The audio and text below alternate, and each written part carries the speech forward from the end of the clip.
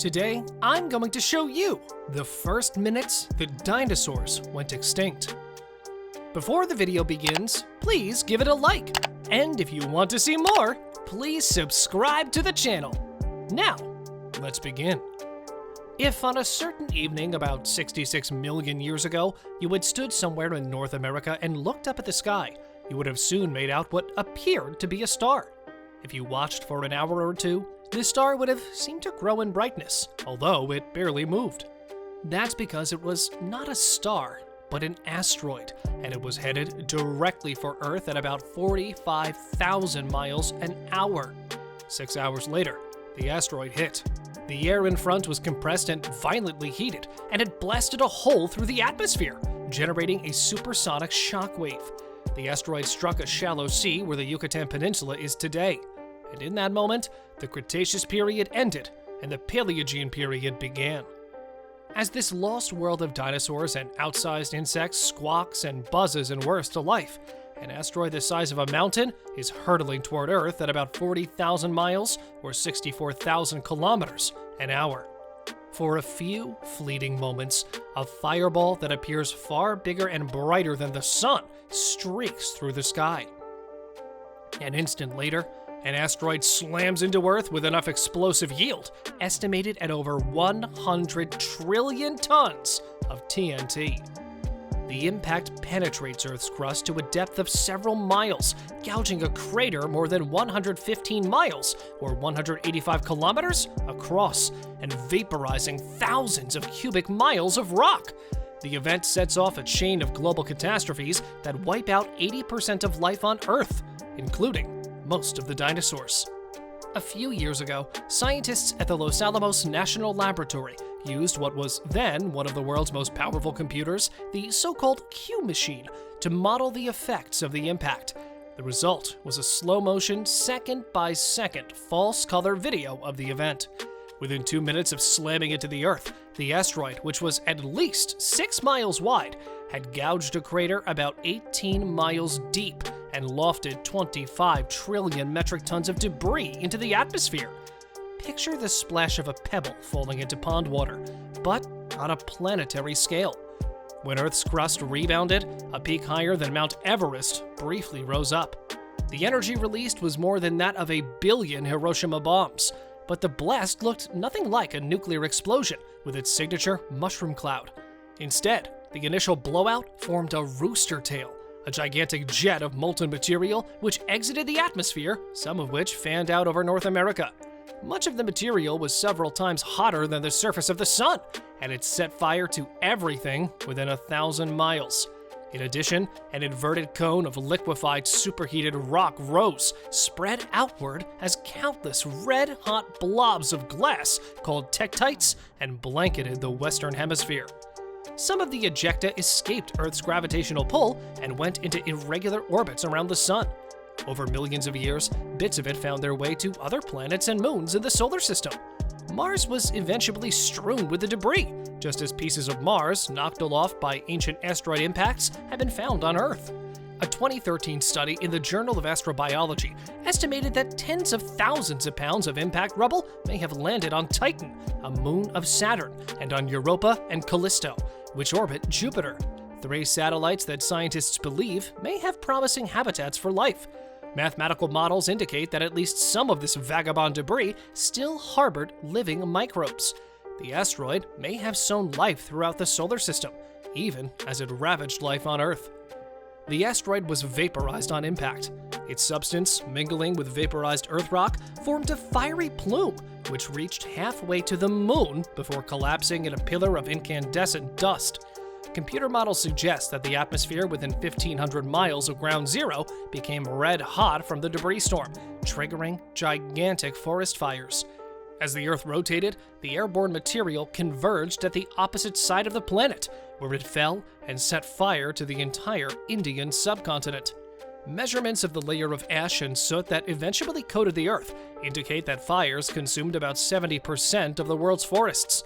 Meanwhile, giant tsunamis resulting from the impact churned across the Gulf of Mexico, tearing up coastlines, sometimes peeling up hundreds of feet of rock, pushing debris inland and then sucking it back out into deep water.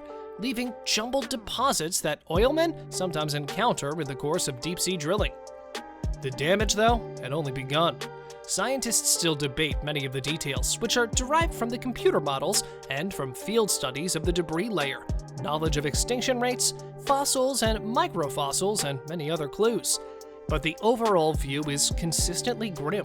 The dust and soot from the impact and the conflagrations prevented all sunlight from reaching the planet's surface for months. Photosynthesis all but stopped, killing most of the plant life, extinguishing the phytoplankton in the oceans, and causing the amount of oxygen in the atmosphere to plummet. After the fires died down, Earth plunged into a period of cold, perhaps even a deep freeze. Earth's two essential food chains in the sea and on land collapsed. About 75% of all species went extinct. More than 99.9999% of all living organisms on Earth died, and the carbon cycle came to a halt. Earth itself became toxic. When the asteroid struck, it vaporized layers of limestone, releasing into the atmosphere 1 trillion tons of carbon dioxide, 10 billion tons of methane, and 1 billion tons of carbon monoxide. All three are powerful greenhouse gases. The impact also vaporized anhydrite rock, which blasted 10 trillion tons of sulfur compounds aloft. The sulfur combined with water to form sulfuric acid, which then fell as an acid rain that may have been potent enough to strip the leaves from any surviving plants and to leach the nutrients from the soil.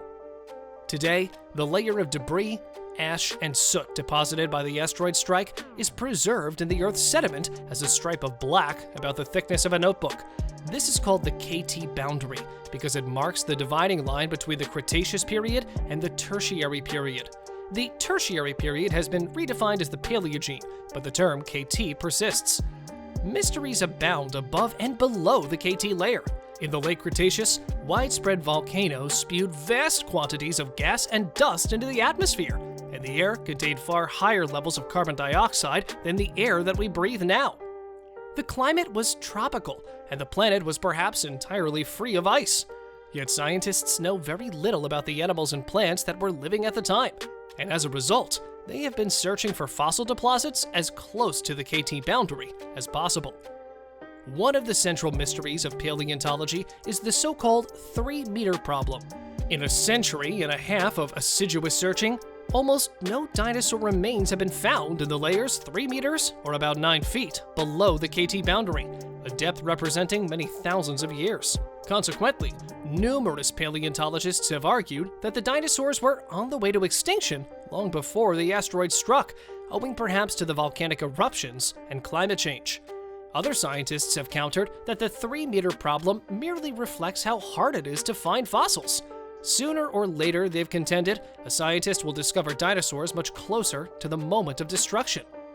Locked in the KT boundary are the answers to our questions, and one of the most significant events in the history of life on the planet. If one looks at the Earth as a kind of living organism, as many biologists do, you could say that it was shot by a bullet and almost died. Deciphering what happened on the day of destruction is crucial, not only to solving the 3-meter problem, but also to explaining our own genesis as a species. End times. While most accounts focus on the spectacular violence of those first few minutes to days after the impact, it was the long-term environmental effects that ultimately wiped out most dinosaurs and much of the rest of life on Earth. The prevailing dimness caused by the dust cloud meant photosynthesis would have been dramatically reduced. The soot and ash would have taken months to wash out of the atmosphere, and when it did, the rain would have fallen as acidic mud. Massive fires would have produced huge amounts of toxins that temporarily destroyed the planet's protective ozone layer. Then, there was the carbon footprint of the impact itself, which released an estimated 10,000 billion tons of carbon dioxide, 100 billion tons of carbon monoxide, and another 100 billion tons of methane in one fell swoop, according to geologist David Kring of the Lunar and Planetary Institute. In effect, the aftermath of the asteroid was probably a powerful 1-2 punch of nuclear winter followed by dramatic global warming. And that's where the core samples freshly pulled from Chicxulub crater can help fill in gaps in this infamous story. Thank you for watching, and please hit the like button, subscribe to the channel, and enable post alerts to view more of our future videos. After saying that, keep watching our videos, and I'll speak with you in the next one.